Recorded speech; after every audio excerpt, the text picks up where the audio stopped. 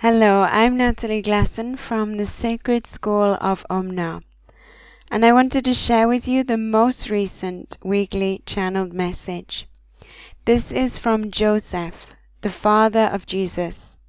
It's entitled Ascension of the Father of Jesus, channeled through myself, Natalie Glasson, on the 12th of August 2016.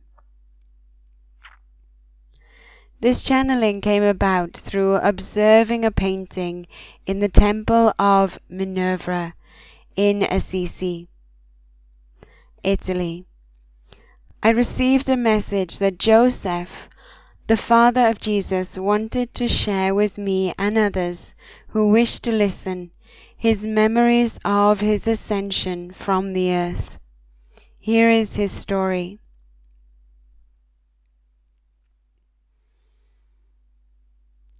It is a great honor to be in your presence, to share the space that light brings and creates with you. For some time I have been wishing to share some information concerning my experience of ascension as Joseph, the father of Jesus, upon the earth. While your ascension, when it dawns, may not be the same as mine, due to the process of ascension shifting and altering upon the earth now, I hope it will offer you some inspiration, as well as enhancing our connection and communication. The story of my ascension may also support your greater understanding of my family and the journey and adventure we embarked upon at that time. After the crucifixion, resurrection, and ascension of my beloved Jesus, Mary Anna, who you know to be Mother Mary, and I had been guided to slowly make our way to England. Our destination was to be Glastonbury. We had been told by our guides, souls and the Creator, that we were to go to the Druid community in Glastonbury and share some time with them.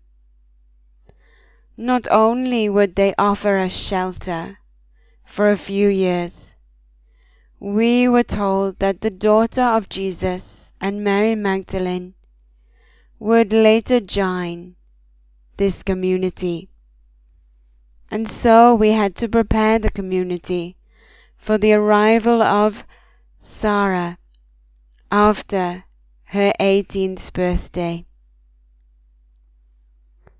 We had much information to share with the community, as well as the wealth of teachings bestowed upon us from our beloved Jesus. New, energetic shifts were occurring upon the earth and within humanity, which we wished to alert the community about. We were told that the community would support us in our own healing journeys, as well as offering protection.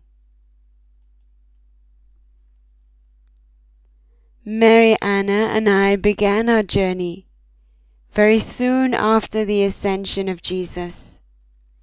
We parted with Mary Magdalene and Sarah in Egypt, as we had different journeys to make, which would lead to the same destination and a reunion of our hearts and energy. Mary Anna and I traveled with some friends.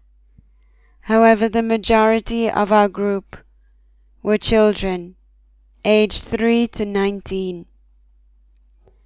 The oldest of 19, you may say, was not really a child.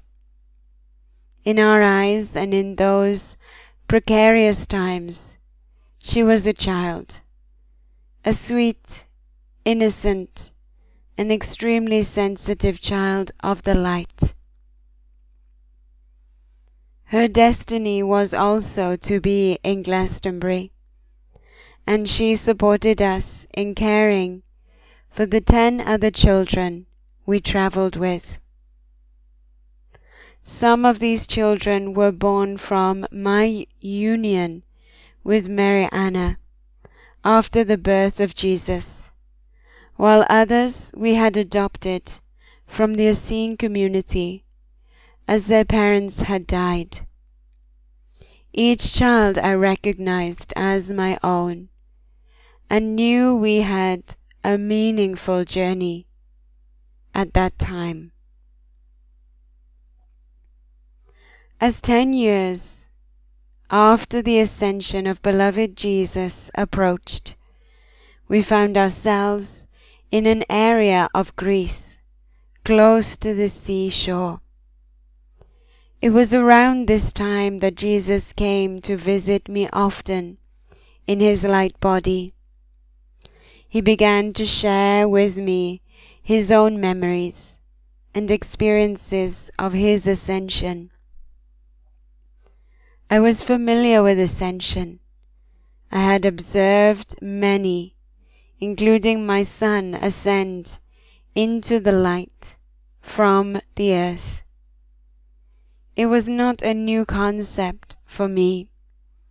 I had been preparing for my ascension my whole life.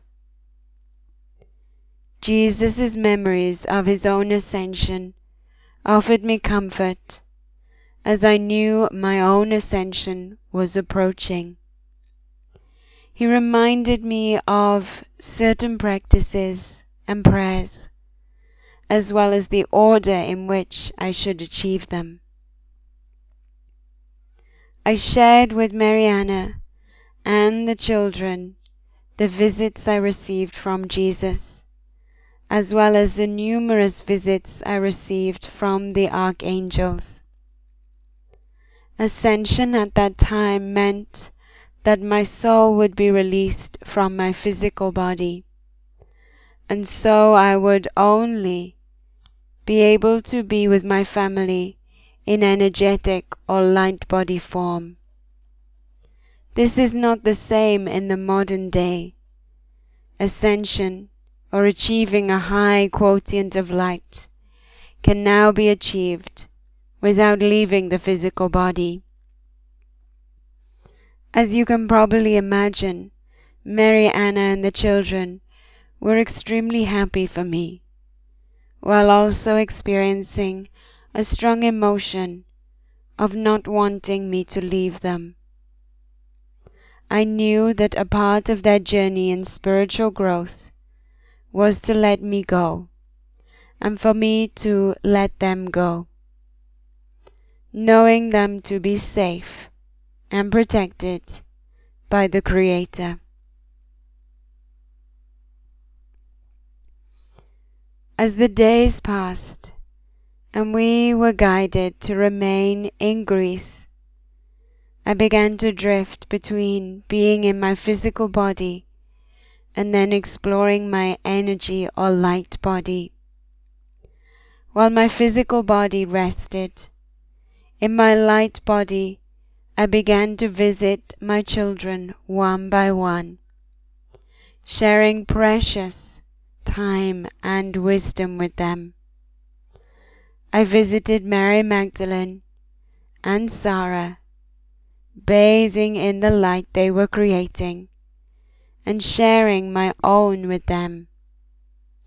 My light body travels took me to many places and people, sometimes to bring healing to my own being, sometimes to instigate planetary healing, and other times to awaken souls from my past into the light of the Creator. I did a lot of healing work with those who were involved in instigating and physically creating Jesus' crucifixion. There was much to be healed, and I took the opportunity to achieve this so that the generations to come would not be burdened with pain caused by those times. I spent a lot of time alone with Mary Anna, often in prayer, together, or going over everything she would have to achieve in my absence in Glastonbury. Sometimes we would just shed tears together as our soul and heart connection was intensely strong. We were releasing our fears of being separated, as well as exploring the joy created by the knowingness we were always one. These were sad but somewhat blissful times for our family, as our connection with each other grew stronger with each day that passed. As my ascension grew closer, I found myself sitting for great lengths of time, light pouring into my mind. At times I would be completely engaged in exploring the light, which seemed both within me and around me. I was aware that my family would join me and sit sometimes from sunrise to sunset with me. I felt their love embracing and supporting me as I unified myself with the Creator. On a few occasions, I would surprise them and begin to deliver words from the light. Quickly, these words of wisdom flowed from my mouth, inspiring and guiding my family into the light with me. We all benefited from those days, bathed in the light of the Creator. We were being prepared for our destiny, our purpose. For my family, that purpose was upon the earth, and for me it was in the heavens and the inner planes of the Creator's universe, where my work would truly begin. With the increasing luminosity and the light radiating from within my physical body, becoming more and more physically manifested, we all knew it would soon be time for me to depart. One evening Mary Anna surprised me with a feast of food, which many of the children helped her prepare. She said it was a feast in celebration of the love I had shared throughout my entire life. We ate like kings, danced joyfully, sang our favorite songs, and shared stories that made us both laugh and cry. We enjoyed each other's company with such glee that every soul felt they were suspended in a strong, unbreakable love. It had been my one request upon learning that I was to ascend. I wanted to leave my family knowing they were suspended in a love which would carry and guide them forth along their pathways. I knew the following years could be challenging for many of them as they faced the loss of my physical presence and their own ascension journey. The next morning my family awoke to find me motionless except for a soft, shallow breathing pattern, which was barely noticeable. My body was ablaze with light, and they knew I had begun my transition from physical body into light body. They knew in this moment I was in a state of pure bliss and ecstasy, and that soon I would no longer need my physical body. What they were not aware of was that I was able to observe my ascension while still being conscious of everything occurring around me. My beloved Jesus was at my side, visible to my family as well. He guided them to scatter herbs, leaves and flowers into a small boat. Jesus instructed them to anoint my body with our sacred and blessed oil. In my flesh, and covered by a white cloth, I was placed into the boat, its length just enough for my body to lie flat. One by one, they said their farewell to me. Each expressed such a deep love that filled my heart and soul, supporting my ascension. Mariana, last to say her farewell to me, with tears flowing down her cheeks, she expressed her deep and eternal love for me. Then, supported and instructed by Jesus, she pushed the boat into the sea, where the gentle waves caught it and began to carry the boat away from her. My family observed the miracle that occurred next. Jesus in his light body appeared, gently walking beside the boat, his back to the seashore, his golden light streaming in all directions. Lowering his light body, he reached his right hand into the boat. I remember his face, his eyes gazing upon me with such a depth of love and compassion.